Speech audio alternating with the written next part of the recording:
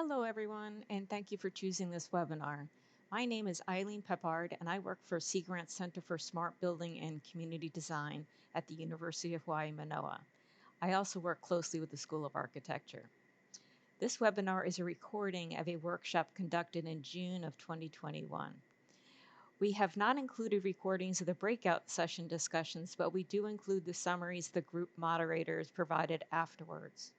Throughout this webinar, you'll be asked to pause the video and respond to survey questions. Please keep the survey open because you will continue to return to it. The link to the survey is in the description below the YouTube video. Your responses are anonymous and participation is voluntary, but for those of you who would like to earn AIA credits, participation in the survey is required and you'll be asked to provide your AIA number at the end of the survey. When you reach the end of the survey, please be sure to hit the submit button. Mahalo. Welcome, everyone, and thanks for being here. Get the slides started, and thank you so much for joining our workshop today. The workshop today is hosted by the University of Hawaii, and it is on the research project entitled Envisioning In Situ Sea Level Rise Adaptation Strategies for a Densely Developed Coastal Community, Waikiki. A quick introduction to our team. Our workshop today is hosted by an interdisciplinary team from the University of Hawaii School of Architecture and School of Ocean and Earth Science and Technology. It includes myself, Wendy Megoro, Professor and Associate Dean Chip Fletcher, Hawaii Sea Grants Eileen Peppard and Dolan Eversole, and graduate research assistants and Doctor of Architecture candidates Jojo Briones and Ireland Castillo. Next slide, please. We're hosting this, just so you know, we're hosting this workshop multiple times with a diverse set of stakeholders with relationships to Waikiki in order to facilitate discussion in small breakout groups. Next slide, please. And first, I'll give a little bit of background on this research project. With sea level rise, densely urban Waikiki will need an in-place or in-situ adaptation strategy, which has yet to be defined and envisioned. So the UHC Grant and School of Architecture are working on a research project to create conceptual design renderings and a written design brief to help visualize preliminary flood adaptation strategies in Waikiki. And the goal for this workshop is to present example sea level rise adaptation strategies and seek your feedback on their applicability to Waikiki. And your feedback will inform the future conceptual design renderings. During this workshop, we will first survey your impressions about sea level rise, both before and after the workshop to gauge if they change. Then we'll describe the sea level rise science and its planning implications. Afterward, we will present flood adaptation strategies that we think are relevant for Waikiki in the categories of buildings, open spaces, transportation, and utilities, and we'll collect your feedback via survey along the way. Then after a short break, we will create breakout groups to gather your thoughts on those flood adaptation strategies. And finally, we will have a short summary at the end, a final survey, and conclude by 11 a.m. Next slide, please. And to give you a little bit of background on where this workshop fits into the larger 2-year research project, first, faculty and students conducted background research, learning from emerging design, flood resilience standards and guides, case studies, and flood hazard maps. We identified the flood adaptation strategies that seem relevant for Waikiki, which we'll share and solicit your feedback on today. Next, students will create site-specific urban and architectural renderings of a habitable, attractive, economically vibrant Waikiki with flood adaptation strategies. And finally, we will again meet with stakeholders to review and provide feedback on those draft renderings before revising and publicly sharing them. And the goal of the renderings is to contribute to design guides, educational presentations, pilot projects, and new policies or incentives that prepare for future flooding. Next slide, please. And so we're on the same page when I say renderings or diagrams. Here are some examples so we have a common understanding of those terms. We'll return to these at the end of the presentation. Thanks, Wendy. Hello, everyone. We are transitioning to our first survey questions. If you haven't opened it yet, you can find the link to this in the description below the YouTube video. Again, your responses are anonymous, and we really appreciate your feedback. Remember, keep the survey open because we go back and forth from the video to the survey. Mahalo, everyone. So next up, Professor Chip Fletcher is going to brief us on the latest sea level trends, science, and forecasts. Hi, folks. Good to see everybody this morning. Let me share my screen. And we're going to just go through a little briefing, 10 to 15 minute briefing on climate change, sea level rise specifically. So the causes of global mean sea level rise include the melting of mountain glaciers, roughly 1/5 of the total contributions to global sea level rise. Another 1/5 coming from the melting of the Greenland ice sheet, about 10% from Antarctica, the glacier, the continental glacier located there. And during the course of the 20th century, we were busy damming rivers and building reservoirs and basically preventing water from flowing into the ocean. This actually slowed down sea level rise until most of the reservoirs and rivers, major rivers of the world now have, that activity has been completed. And now when we pull water out of the ground, largely for irrigation and agriculture, it flows into the sea, whereas previously it was in the crust. So as a result of this, we now see that reservoirs and groundwater depletion actually is a contribution of about 10% to global mean sea level rise. And of course, as the ocean comes into equilibrium with the temperature of the atmosphere, that heat transfer into the ocean causes it to thermally expand. And this is the major component of today's global mean sea level rise, about 38%. So let's establish some conceptual foundation at this point. Sea level has risen 8 inches since the 19th century. And as you can see from the background photo, the impacts are already upon us. Everything scientific research has told us about future sea level rise tells us it will be many feet higher, rising much faster, and is unstoppable unless air temperature is lowered to pre-industrial levels. The ocean will take many, many centuries, in fact, beyond 1,000 years, to fully equilibrate water temperature with air temperature.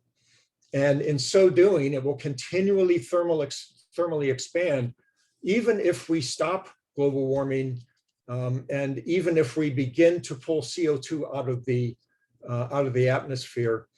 It's been said that we need to lower atmospheric temperature to pre-industrial standards in order to get the ocean to stop thermally expanding. Hence, as Michael Oppenheimer, lead author of the 2019 IPCC report on sea level rise, says, there is no scenario that stops sea level rise this century. We've got to deal with this indefinitely. So we measure sea level rise beginning in 1992 with a series of satellite altimetry missions. First was TOPEX Poseidon, and then JASON's 1, 2, and 3. These are combined missions with the European Space Agency and NASA.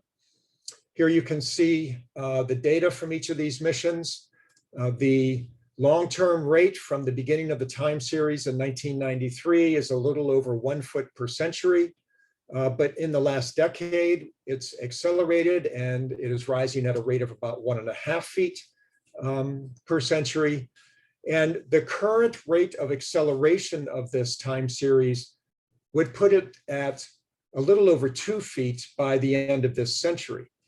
Now, the author of this information is Steve Neeram, and he published a report in 2018 extrapolating or extending the rate of acceleration.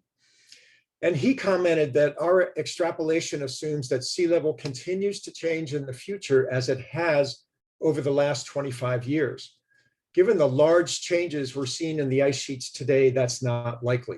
And what he's indicating is that 2.1 feet as an estimate of global mean sea level rise by the end of the century is probably an underestimate. So in 2020, the temperature of the oceans set a record for heat storage from the atmosphere. And as I've mentioned, it'll take over 1,000 years for the ocean to come into equilibrium with the air temperature. And this entire process will lead to continued thermal expansion. Greenland is melting. The rate of mass loss from Greenland has quadrupled in the past decade. Researchers have stated that the Greenland ice sheet discharge into the ocean is far surpassing snow accumulation, and the entire ice sheet is in a constant state of loss. Even if climate change stopped, the ice sheet would still be losing mass. Antarctic mass loss has tripled since 2010, especially this dark area where we have a number of ice streams flowing into the ocean in West Antarctica. Especially dangerous are the Pine Island Glacier and Thwaites glaciers, both shown here. This short video, especially over here in this window P2, accompanied a research paper that describes new disintegration of the floating ice shelves for Pine Island Glacier and Thwaites Glacier, showing these tensional fractures or rip-away fractures as the flow into the ocean accelerates. These are the first signs of structural weakening and precondition these ice shelves for disintegration. It's these ice shelves that buffer or hold back the main body of ice in West Antarctica. And when we see these ice shelves rapidly disintegrate, we worry about rapid ice flow into the ocean and the potential for multi-meter sea level rise this century. We also have ice centers in many of the world's mountain systems. In every case, the total amount of ice in the major mountain systems is in retreat, and the mass loss combined into the ocean is about 280 billion tons per year. That's roughly equivalent to the amount of mass being lost off of Greenland. And our understanding of all the components of sea level rise have led to a number of projections. The Intergovernmental Panel on Climate Change, most recently in 2019, projected global mean sea level rise of 3 to 4 feet by the end of the century if we are successful in stopping warming at about 2 degrees Celsius above pre-industrial temperatures. If we are not successful in that, then we face the prospect of multi-meter sea level rise late this century. Now, global sea level rise and local sea level rise can be very different. And one of the main reasons for this is known as sea level fingerprinting. So if we have an ice body such as Greenland or portions of Antarctica that loses mass, its gravitational field decreases. And that gravitational field today is actually pulling seawater towards it.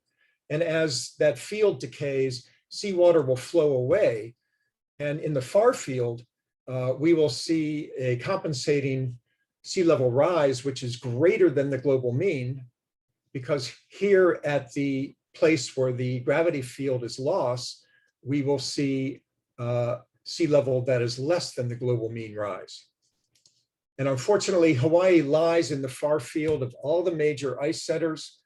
The Greenland ice sheet, you can see As the gravity field there decays, we actually have sea level fall specifically related to that process in the North Atlantic. But here in Hawaii, we are in the worst location for the sea level fingerprint process. Likewise, in West Antarctica, East Antarctica, and the median solution for the world's mountain glacier systems.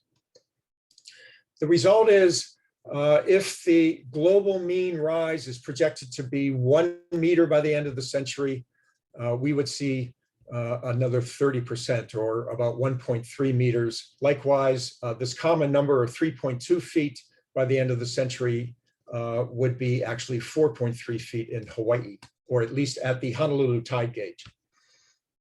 Now, because there is no model that encapsulates all of these physical processes together, NOAA has provided planners with 6 scenarios on which to base their community planning. The lowest 2 scenarios here, the low and intermediate low, do not reach that 2.1 feet of sea level rise by the end of the century that the current global mean acceleration would reach. And so we're going to discount these 2 lowest scenarios. That leaves us with the NOAA intermediate scenario of about 1 meter for planning purposes by the end of the century. And depending on the risk tolerance of a planner's project and the high uncertainty, especially of the West Antarctic ice sheet, a choice can be made for some of these higher scenarios, especially this, what's known as the extreme scenario of 2.5 meters or over 8 feet by the end of the century for projects with a very low tolerance for risk. NOAA also provides decadal projections for these different scenarios. You see on the left side, intermediate, intermediate high, etc. And then here are the decades in the future. I've highlighted the intermediate scenario and the end of the century. The global mean sea level rise would be 3.3 feet, but at the Honolulu tide station, because of sea level fingerprinting and other localized processes, 4.3 feet. But we are familiar with the fact that sea level has already entered our neighborhoods in the form of king tides. Extreme tide flooding arrives decades ahead of this exponentially rising permanent inundation curve. And as we get closer and closer to the permanent inundation of this black line, we see accelerations in the frequency and magnitude of this king tide flooding. And all of that is modulated by gravity processes associated with our proximity to the moon and sun as we move forward. And this has most recently been published by Phil Thompson and his team at the Hawaii Sea Level Rise Center. What does sea level rise look like as it enters our communities? We see storm drain backflow. We see flooding from the drainage system. Here we're on the left side, we're looking at Waikiki, and on the right side, we're looking at Mapunapuna. These are what extreme tide flooding looks like. We also know that the water table moves in coordination with the ocean tides. And so as the ocean rises, the water table beneath the land will rise. In Waikiki, we only need 2 feet of sea level rise before we see dry land turning to wetlands at the high tides. If we combine this groundwater inundation and the storm drain backflow with an intense rainfall event, we end up with flooding because there's no place for runoff to go. There's no drainage capacity. Dr. Shelley Habel of the UHC grant program modeled all of these processes in her PhD project. And here you see one model result for sea level rise of 1 foot above present. Purple indicates where there is groundwater flooding. Green will indicate storm drain backflow, and blue indicates direct marine flooding across the shoreline. And these pink dots indicate where individual storm drains are blocked by high seawater. So here is 1 foot of sea level rise, 2, 3, and you start to see these red lines. This is 4 feet. So this is projected for the local sea level rise by the end of the century using sea level fingerprinting. These red lines indicate that we have exceeded the transportation engineering threshold of 6 inches of standing water, where a small vehicle driving through that will create a bow wave that comes back into the engine compartment and potentially stalls the vehicle. And this would basically shut down a street as a option for automobile transportation. There is 5 feet. So let's summarize. West Antarctic glaciers are the current greatest source of future sea level rise uncertainty. The science is still unsettled. Planning in general should be risk averse, and the Honolulu Climate Change Commission recommends establishing this area to be flooded under 3.2 feet, which is very roughly 1 meter, as a planning benchmark by the end of the century. High tide flooding will arrive decades earlier in that area. And global emissions and amplifying feedbacks are currently projected to cause about 3 degrees Celsius of global warming. I didn't get a chance to go into that, but this is a conclusion that's widely accepted. Critical infrastructure projects with long expected lifespans and low risk tolerance because of this should set 6 feet at least as a sea level rise planning benchmark. And the area experiencing or that is mapped as exposed to 6 feet of sea level rise will experience chronic high tide flooding decades ahead of permanent inundation. And so we should consider about 1 meter as a minimum, and projects can use the NOAA sea level rise scenarios, picking the scenario that best fits the budget, timeline, and risk tolerance. And I'll end with that. Thanks very much. Back to you. Thank you, Chip. So now that we know a little bit more about the sea level rise science and the implications of the temporary or permanent inundation or flooding, next we're going to go over some potential flood adaptation strategies that we think are appropriate for Waikiki. These will be presented by our graduate research assistants, Ireland Castillo and Jojo Briones. Good morning, my name is Ireland Castillo, and today we'll be looking at adaptation strategies related to buildings, open spaces, transportation, and utilities. Some terms and conditions that we'll be using throughout the presentation include the terms protect, accommodate, and avoid. Adopted by the American Institute of Architects, or AIA, we've categorized the following strategies based on these definitions. For in-place flood adaptation Waikiki, we've identified strategies that protect or accommodate. Some terms you may be all familiar with and which we'll be using throughout our presentation include the terms base flood elevation, or BFE, design flood elevation, or DFE, and freeboard. The diagram being shown to the right is adopted from the Boston Coastal Flood Resilience Design Guidelines, showing the relationship that the BFE, DFE, and freeboard share. A common question that we get that is asked is how much freeboard is appropriate and what standards/codes to follow. Different standards and guides recommend varying amounts of freeboard and future sea level rise as shown in this chart.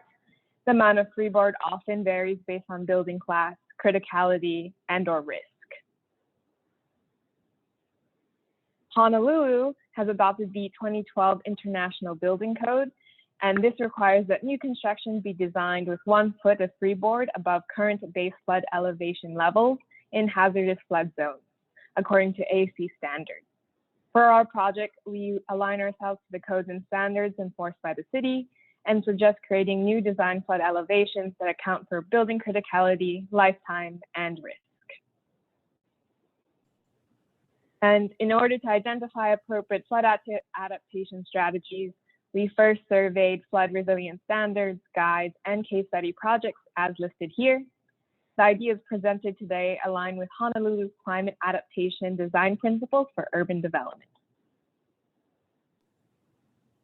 Thanks, Ireland. My name is Jojo, and as mentioned earlier, in the following slides, we'll review various flood adaptation strategies and discuss how they'll be applied to the buildings, open spaces, transportation, and utilities in Waikiki. And we'll be asking for your feedback in between.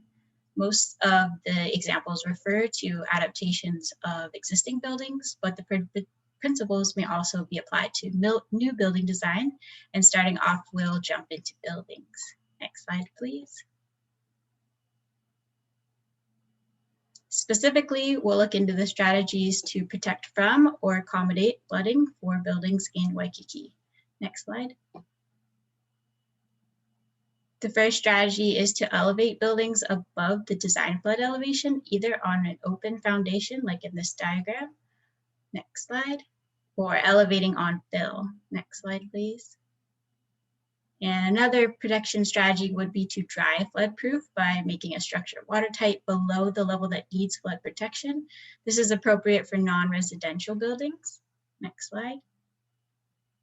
And then moving on to relocation, strategies include reevaluating spaces below the DFE to become non-occupied uses or to be filled. Next slide. As well as relocating those critical systems above the DFE. Next slide. And then for accommodation strategies, they include wet floodproofing, which allows the water to enter into the space. And the next slide. As well as building with flood resistant materials. Next slide, please. So we'll illustrate next how these flood adaptations might be applied to a typical existing building condition in Waikiki with below grade, at grade, or above grade occupied spaces, and then solicit your feedback. Next slide. First, we'll go through the below grade occupied spaces and or parking. Next slide, please. So these images shown on the top, which is a below grade parking, and then there's an image that shows below grade occupied space on the bottom. Next slide. And then in this diagram, we've highlighted areas that represent the building openings that are at risk for flooding, and the arrows depict the potential flow of water that would enter into these spaces. Next slide. And in the below grade spaces, we propose to prioritize the actions of first relocating critical systems to wet floodproof and then build with resistant materials. And then if possible to reevaluate those spaces entirely to be that are below the DFE. Next slide, please. On the next few slides, we'll reference these diagrams that are from Boston Coastal Flood Resilience Guidelines. And on the left is their diagrams, and then the photos on the right are the actions in practice. So the top right photo shows how to raise a critical system that is above the DFE on a platform for a detached dwelling. Next slide. And then this diagram on the bottom left, and then the photo on the right shows a wet floodproofing, where the building has flood vents that allow the water to flow freely in and out of the flooded space to help reduce or equalize the hydrostatic pressure that could otherwise severely damage the building. And as a fact, the wet floodproofing is a strategy that is built into the City and County of Honolulu revised ordinances.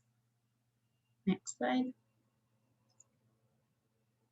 So spaces below the DFE also can be built to be flood resistant with flood resistant materials, and FEMA lists acceptable materials and their applications as well as unacceptable materials. Next slide. And then lastly, when reevaluating spaces below the DFE, previously occupied spaces should be filled to the lowest adjacent grade and converted to non-habitable spaces, such as storage. And the Boston guidelines suggest recuperating those lost square footages with new addition to a top top floor of the existing building, as shown in this photo on the right. And then the bottom image depicts a parking garage that is in the Netherlands that is used for temporary water storage in the case of a large rainfall event. Next slide, please. And then we'll move on to at-grade occupied spaces. Next slide. So Waikiki has many examples of commercial and residential buildings with openings at grade. Next slide. Although these diagrams are not to scale, they show that in the future, the buildings may have a design flood elevation that's higher than the existing ground floor and will present potential ways to increase the height of that ground floor. Next slide, please. So the at-grade spaces could utilize strategies we mentioned previously. And in addition to dry flood proofing and elevating the lowest interior floor with interior or exterior access to the DFE. Next slide, please.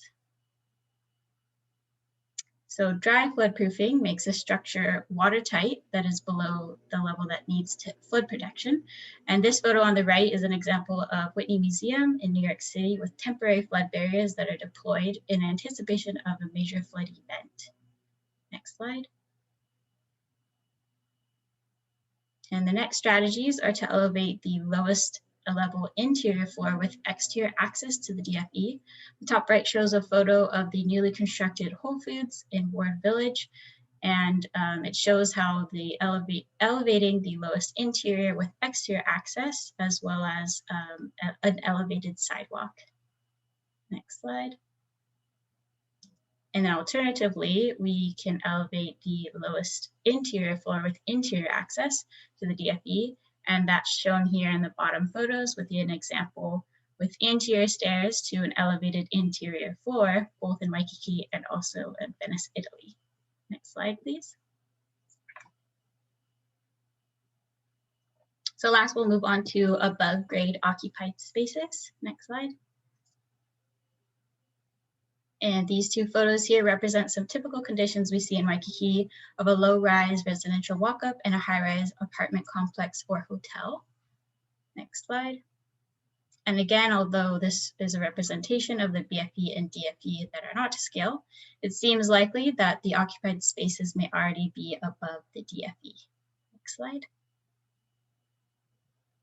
So these buildings that are already elevated on an open foundation or elevated on a fill and might have the actions for the future of relocating critical systems, or number two, which might be re-evaluating spaces below the DFE if they have any. Next slide, please. And as stated in the Boston Design Guidelines, existing or new buildings elevated on an open foundation must be designed to structurally resist the design flood loads and geotechnically stable and protect from erosion. Then once flooding becomes frequent, parking would likely be relocated. Next slide. So existing buildings that may already be elevated on fill should be compared to future proposed design flood elevations. And lastly, new buildings would likely be elevated on structural fill to meet the DFE.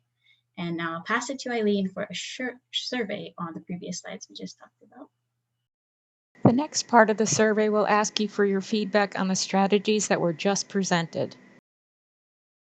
Next, we'll be going over adaptation strategies related to open spaces. And as Chip mentioned, as the groundwater table rises and storm drains back up in Waikiki, rainfall may not easily infiltrate into the ground or be quickly drained to storm sewers. So in our case, we've proposed strategies to modify existing open spaces in Waikiki to encourage the collection, temporary detention, and filtration of runoff from large rainfall events.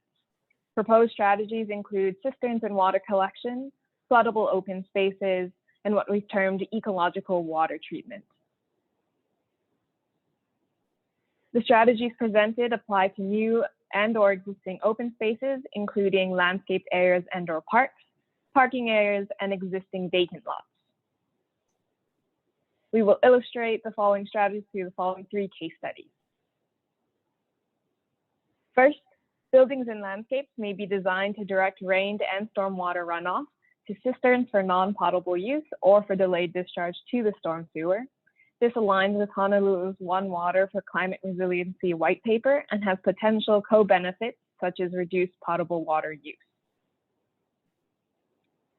In addition to our discussion of cisterns and water collection, we're also interested in the design and use of green and blue roofs. In this example, Olaka'i Lima Art Space Loft is a great local example of multiple detention tanks being used to store rainwater while tastefully incorporated in the design of this communal courtyard.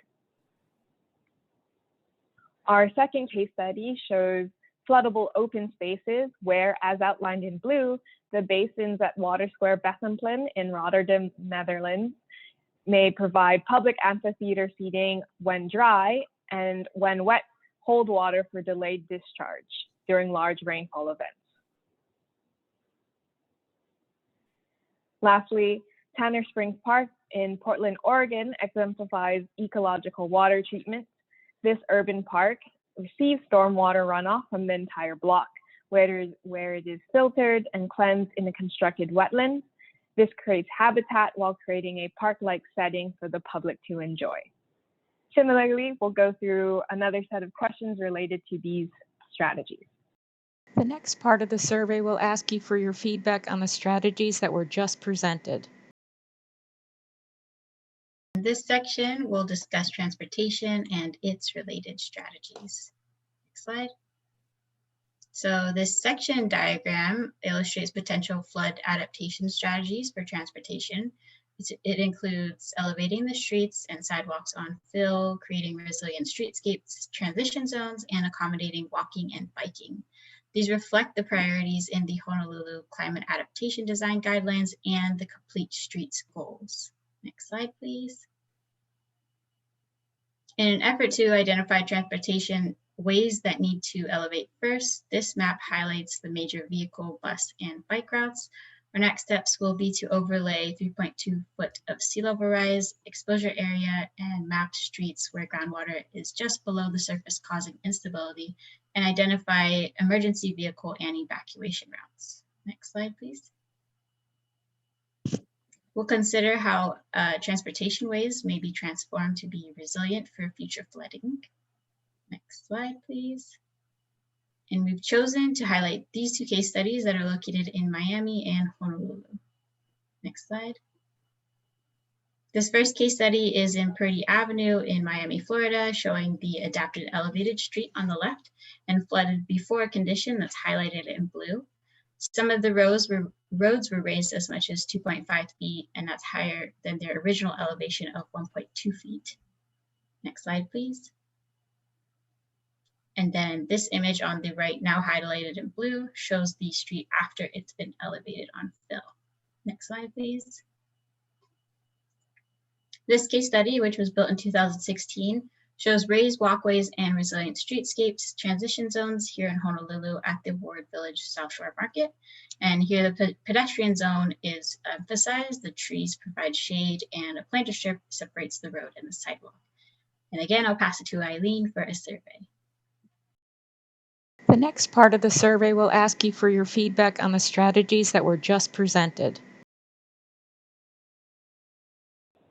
Lastly, we will be looking into adaptation strategies related to utilities. Continuing our discussion on the topic of raising the street on fill, we've looked into specific strategies like 1, relocating critical equipment, 2, protecting and replacing city utilities by relocating them within the proposed fill and creating vaults, and lastly, incorporating some type of potential below-grade stormwater sewage within the proposed fill. We are considering how utilities, including electricity, water, sewer, gas, telecommunications, can be resilient in the future of sea level rise. We'll describe 2 case studies applicable to Waikiki. A good local example of what elevating critical equipment could look like can be seen on Queen Street, right behind South Shore Market. Here, elevate on some type of concrete platform. Utilities may also be protected from flooding if placed in vaults, as outlined in blue, in Aero and D-Land Studios' speculative project for the Museum of Modern Art exhibition, Rising Currents, Projects for New York's Waterfront, they had proposed this idea as well. Honolulu's Climate Adaptation Design Guide also illustrates utility vaults placed beneath the streetscape transition zone. And as we raise the streets, we see an opportunity to provide some type of below-grade water storage in the new proposed fill. The cisterns would temporarily detain stormwater in a large rainfall event and be pumped out afterwards. And for these strategies, we'll go through one survey, some similar survey questions. The next part of the survey will ask you for your feedback on the strategies that were just presented. So the next set of slides are intended to give you an idea of the renderings that we are envisioning. And next slide, please. These ones were created by student Kaimana Tuazon in the graduate elective course at UH. So here, the existing conditions you might see include the alawai on the right-hand side and the existing streetscape and sidewalk. Next slide, please. When we start thinking about 3 feet of sea level rise, some potential design strategies might include elevating the sidewalks on either side, providing that resilient transition zone with vegetation, elevating utilities below grade, and then providing a cistern below grade in order to temporarily hold stormwater. Next slide, please. And we want to think in this project over time how we might continue to adapt. So projecting forward to 6 feet of sea level rise, here you see further elevation of sidewalks and bike lanes. Vehicular transport is limited now to 1 lane for public transport and emergency vehicles. And other modes of transportation are emphasized, like the rail or boat transportation. Next slide, please. And all of these strategies can also be seen on a building scale. So one existing condition that we encounter in Waikiki are below grade spaces that are below the base flood elevation or a future design flood elevation. Next slide, please. So potential strategies include filling that below grade space, elevating the sidewalk, including elevating utilities, and considering the transitions between the street, the sidewalk, and the building. Next slide, please. And all of those elements come together in more lifelike renderings. And those renderings can depict different scenarios of adaptation strategies over time and help to coordinate discussion between multiple groups and give feedback on the feasibility, phasing, and benefits or concerns with these types of strategies. So again, these are student preliminary renderings. Our next step in this research project is to create other renderings, and we're incorporating your feedback on those. Next slide, please.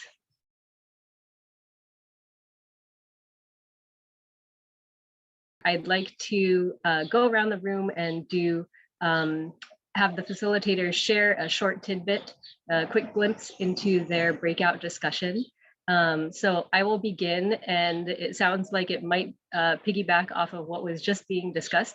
We were talking about dealing with, I think one of the things that we're grappling with are those lower below grade spaces and what to do with them when the water is starting to come in.